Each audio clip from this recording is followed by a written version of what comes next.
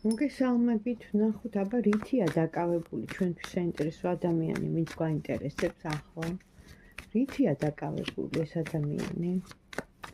გაიფიქრეთ თქვენ ამ ადამიანის სახელი. რითია დაკავებული ეს ადამიანი ახლა? ფიქრობს რაღაც საბუთები, რაღაც ისეთი დაწესებულება, სამართალდამცავი სტრუქტურა, რაღაც სიტუაციები, არ ვიცი, ან გაშორება, развод.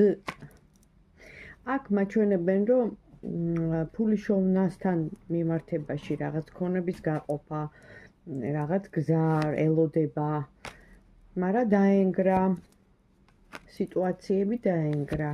ანუ მოლოდინები გაუწყვილდა სამსახურთან დაკავშირებით, გზასთან დაკავშირებით ელოდებოდა რაღაც ამბავს. იყო რაღაც დაწესებულება, ან ვიზა, ან რაღაც საბუთებთან რა მოკლედ.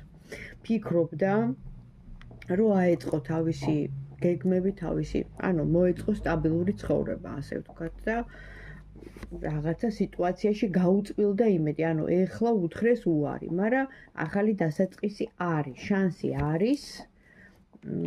წარსულიდან წამოსული ადამიანი ეხმარება, ანუ მისი მეგობარი შეიძლება ითქვას, უბრალოდ ჯერჯერობით გაურკვეველი სიტუაცია, ანუ ერთი თვე მაინც უნდა ალბათ რომ დაელოდოს. და მე რაღაც გაიხსნება. ეხა ჯერჯერობით მხოლოდ კომუნიკაციებით არის დაკავებული. რა ვიცი, აი ესეთი ინფორმაცია მოვიდა.